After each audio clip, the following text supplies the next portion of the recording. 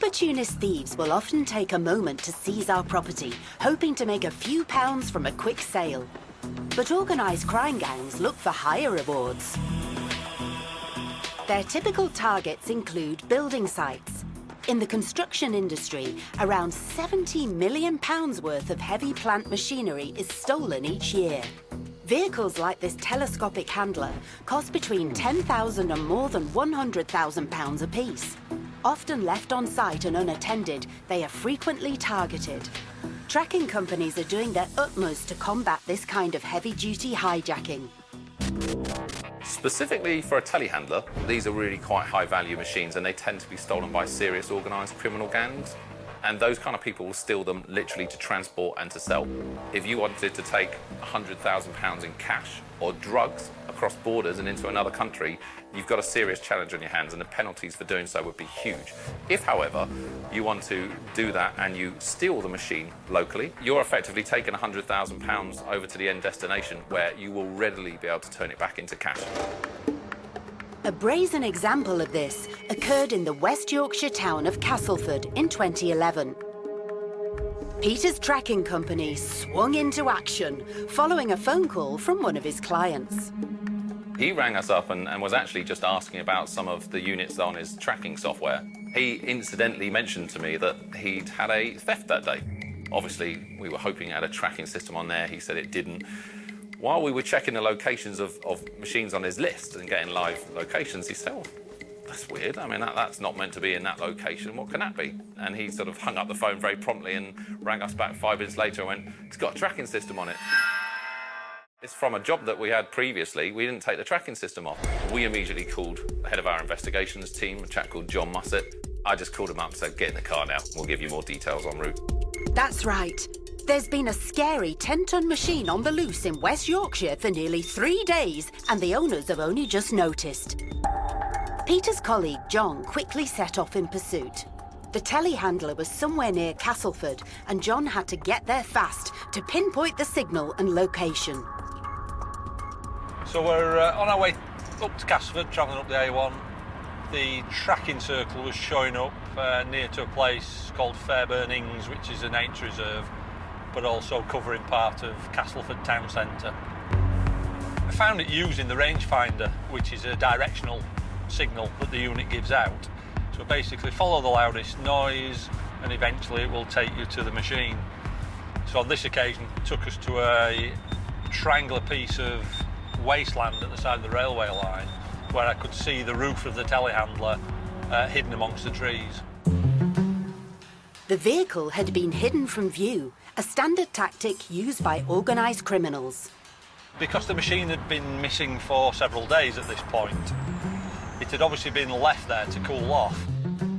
Thieves would leave a machine to cool off because they know that a lot of these high-value assets do have trackers and they don't want to be caught red-handed with them, so they will leave them somewhere out of the way, probably where the public don't have an easy view of the machine, just to cool off, and they'll go back a couple of days later.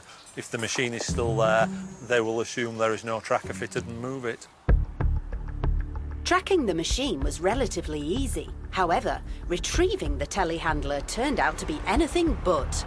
At the point that I'd arrived and found the machine, unbeknownst to me initially, one of the thieves was in there about to move it. So when I looked again into the scrubland, the machine was actually moving in amongst the trees. John dialed 999 and alerted the police.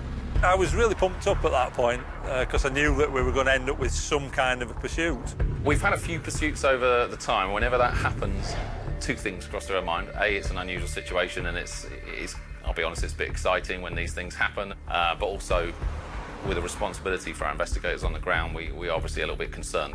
So, there's a telehandler chugging along at 15 miles per hour through the streets of Castleford. John kept the police updated throughout his frustrating journey. He wasn't aware I was following him at that point. I was several vehicles back. It was awkward because he was going so slowly and there was a lot of traffic, so I had to keep turning into side roads to avoid getting too close behind him. But eventually, after probably 5 minutes or so, we'd ended up with two Panda cars behind me and then a couple of other marked vehicles, panda cars, coming in the opposite direction. At this point, he became aware that something was amiss, I believe, and that the police were actually onto him. The chase had been on for several miles now and had reached Sheep Walk Lane, where the thief tried a manoeuvre to lose the police. He came to a road junction, he turned left and then did another left turn into what transpired was a cul-de-sac. Ah, yes, I remember it well. But the crook's error almost had disastrous consequences for John. This is the cul-de-sac that the telehandler turned down. I think probably the thief didn't realise it was a cul-de-sac when he turned into it. I got halfway down and realised that it was a cul-de-sac myself. So I pulled over onto the left-hand side, onto the footpath to keep out of the way. The two panda cars went past me towards the telehandler, but when he got to the top of the cul-de-sac, he decided he wasn't stopping. So he did a three-point turn with the machine and came back towards us. The thief wasn't going to give up easily. He knew this machine could do a lot of damage. This guy was basically trapped into a corner and was fighting his way out. And he had something much more powerful than anyone else involved in that, whether it's police cars or my cars. If they want to, they'll just go straight through the police cars if they weren't there. So the two panda cars reversed past me at speed, and then I had to reverse, and luckily one of the other patrol cars that was on the main road behind us had stopped all the traffic so we could get out of the way to let the telehandler get out the cul-de-sac. It was very unnerving, yeah. You get a 10-ton machine kind of coming towards you and you're stuck with your reverse gear, hoping that the two patrol cars that were behind me were going to keep moving. At the wheel of a slow, heavy-duty loader, there was no way the crook could outrun the police. But they had no idea the lengths this thief would go to in order to evade capture.